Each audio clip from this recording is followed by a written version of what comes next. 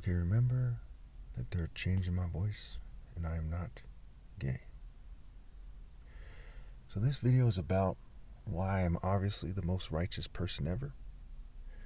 After this video, I'm going to make a video about why a female who is too immoral to appreciate the fact that righteousness is greater than wealth, and under no circumstance should she reject the righteous person for the wicked person, has an opinion that is not valid in a moral society, in a decent society, in a society worth having.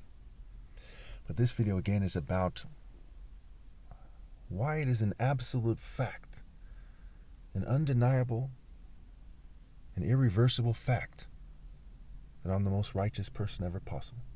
It's not about singing my own praises or bragging or being some kind of cocky, pompous, pretentious fool. It is about proving this very important point so that we can then build on that and get to the heart of romantic justice. Point number 1, moral absolutes exist, which includes the spectrum of moral intensity.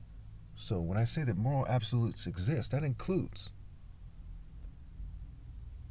the spectrum of moral intensity. Okay.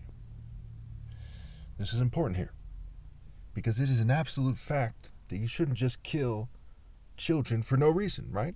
It's a moral absolute. That's immoral.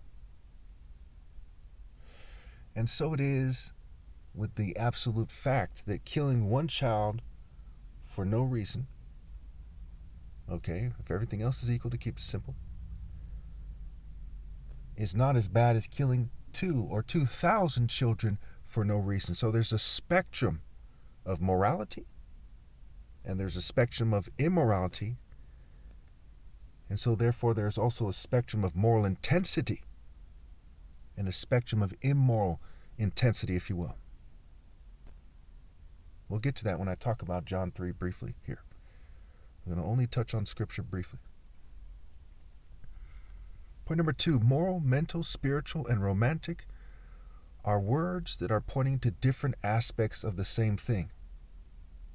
For example, if someone is truly righteous, okay, and they go on a date with a woman, that date reflects moral, mental, spiritual, and romantic prowess at the same time.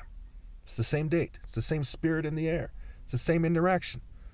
That interaction has various aspects to it, if you will. One of them is a moral aspect. One is how wise, how insightful, how much mental power is associated with that, that comes with it.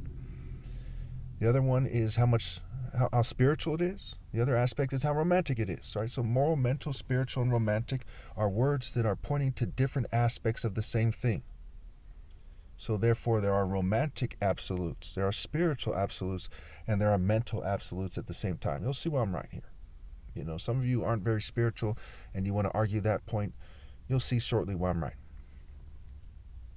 Point number 3. One cannot convey moral intensity, be it in their brains or as a spirit or as an energy, as intensely in science or art as it can be done in the pinnacle of martial arts among mankind. So again, one cannot convey moral intensity, be it in their brain or as a spirit or as an energy, as intensely in science or art as it can be done in the pinnacle of martial arts among mankind. This is an important point. Some of you know right away. Hopefully all of you know right away. Is some scatterbrained person from San Francisco painting a painting, be they gay or straight, no offense to anybody, can some scatterbrained person painting a painting be as morally intense as a martial arts drawing with all his heart on moral intensity and conveying it in a strike, in a series of movements, what have you? No. Duh. There's a difference between being focused and intense and scatterbrained. I usually use the example of this theme park we have here in Northern California, the Santa Cruz Beach Boardwalk. There was this one, I guess you call it an activity, where there's these clowns and you shoot into the clown's mouth a burst of water from some kind of a squirt gun or mechanism to that effect, and the person who more effectively conveys that water, causes a balloon to burst before the other people. Now, again, they're making it harder for me to articulate. That's how you know I'm right? If the opposition view felt that they knew what they were talking about, or that they have a logical counter-argument, they wouldn't be resorting to cheating. So they don't know what the fuck they're talking about, and they're a sick joke when they pretend that they do. I'm sure we can all agree on that. So what I'm saying, which is obviously said best by me, not some worm who's allowed to say it without being fumed and poisoned and interrupted, is that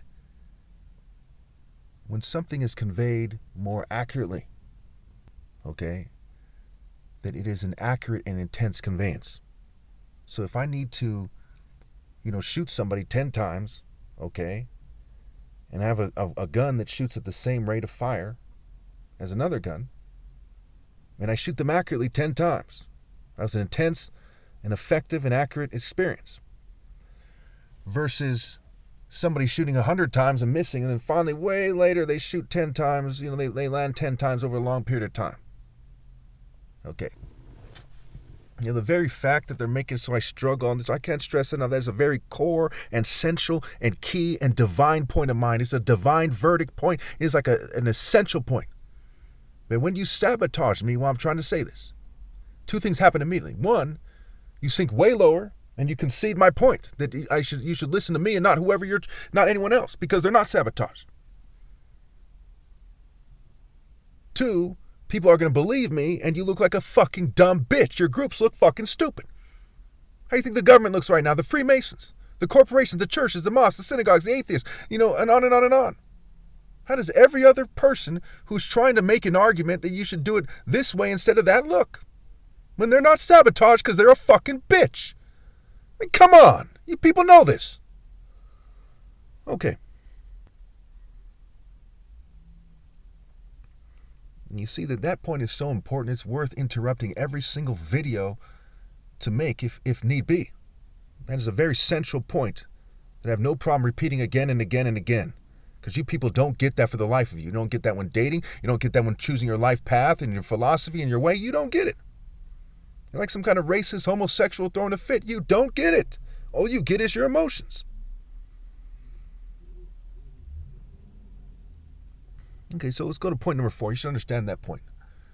It's a bit difficult to make when you're being fumed and poisoned, but to make a long story short, if some dickhead throws a bunch of angry punches and I dodge every one of them and I strike him in the neck and he drops and dies, then my moral intensity is great, and he's just some kind of worm, throwing a fit.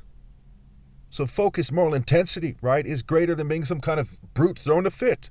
Some kind of, Viking yelling at the top of his lungs, some guy, hoorah, some guy dickhead in the military, but being focused and precise and righteous is greater than that.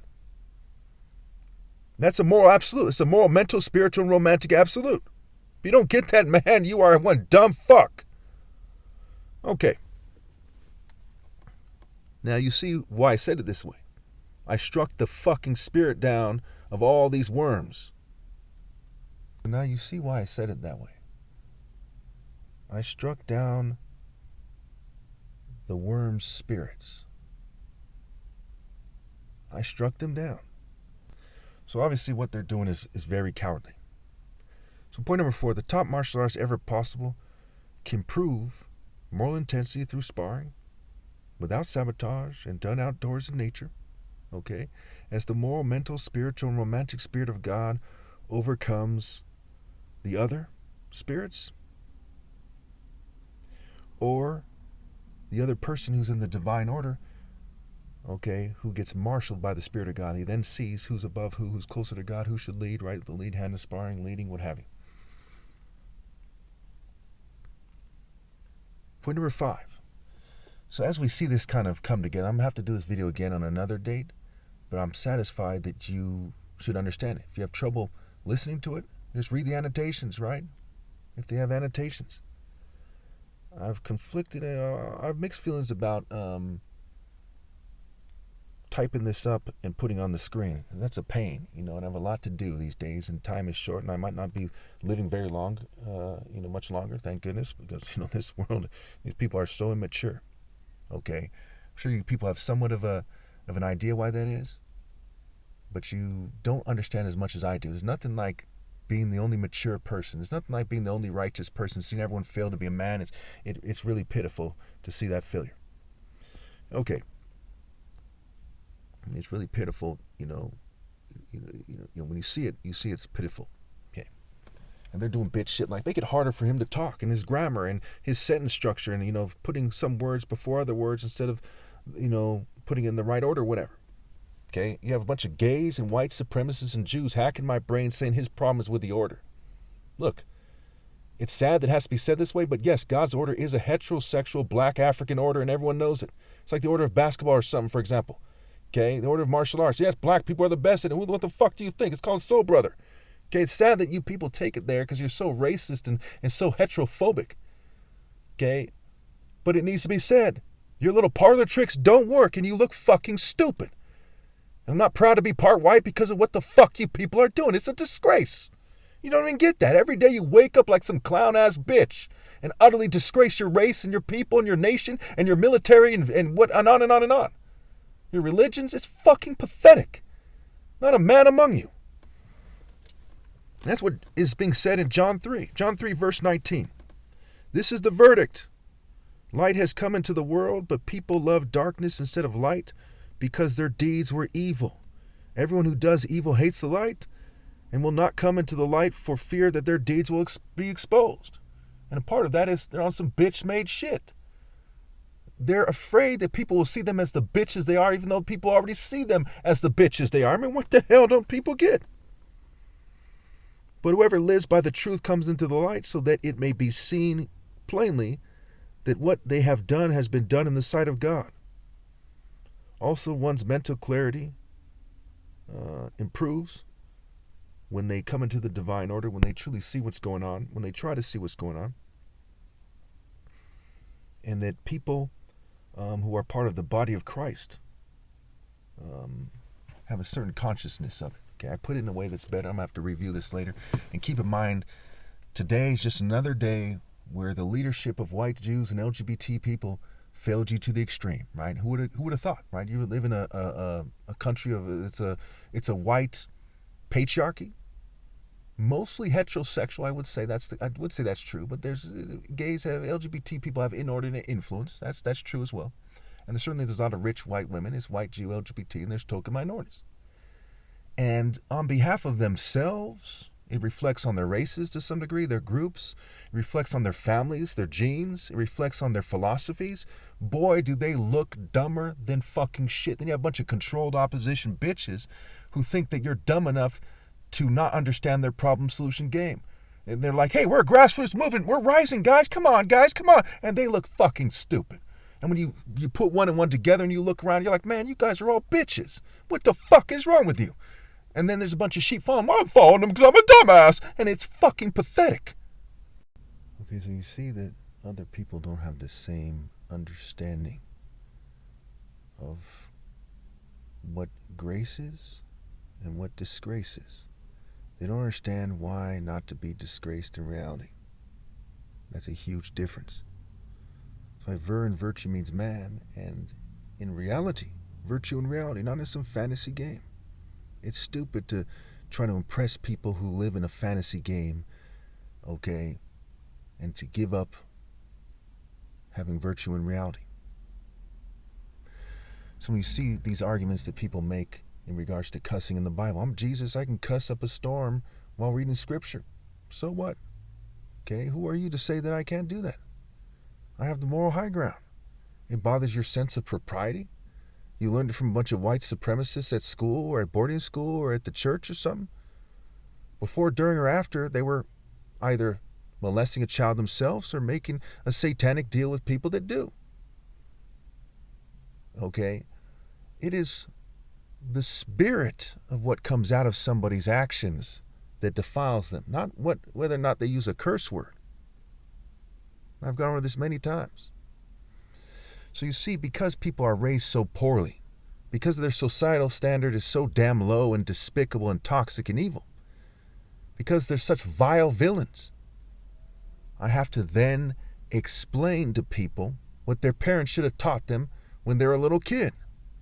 And we see females dating scum because they weren't taught to be virtuous, and they also weren't taught to date people who are virtuous and no one else. They don't understand the importance of morality. How can they then complain? If you don't understand morality to the point where you're moral, how are you going to complain that people are treating you wrong? If you don't understand not to throw Christ under the bus, so to speak, how are you going to complain when you're raped or robbed or beaten? You're just a hypocrite. You think that all that matters is your feelings. And everyone else is basically in the boundaries of that, except for my parents, especially my father. You're in the boundaries of being led by feelings. So you're not moral to begin with, much less morally intense. Why should the opinions and the demands and the insistence of those who are determined to be wicked mean more than the divine verdict from God's Son? Even in your broken and toxic, kleptocratic, scoundrel-led system. In the beginning, when they came up with their declaration and their constitution, they said they wanted to defend the rights of the oppressed minority, not racial minority, because they were toxic dogs who didn't understand why not to be a racial supremacist because they were fucking stupid. But they were concerned with the opinion and the rights of a group that didn't have a lot of numbers being protected from the majority of dumb sons of bitches. Especially in California, for example, where not a single one of them was man enough to obey God through me. Not a single woman enough to. The fuck does their opinion matter? Does the opinion of 99 guys hell-bent to rape a chick on a pirate ship matter more than her divine right not to be raped by pieces of shit? Can you imagine people don't get that? They don't understand that morals transcend popular fucking vote? So if the German people vote that they should put Jews in the camp, they should do it. And if you're white and fucking, if the Russians vote that they should run a train on Germans for being white supremacists, they should do it, right? That's what you're saying. By your actions. You are some kind of fair weather fucking pussies who have gone insane because you don't want to live the fact that a short righteous life is greater than a long wicked life, so you've gone fucking insane.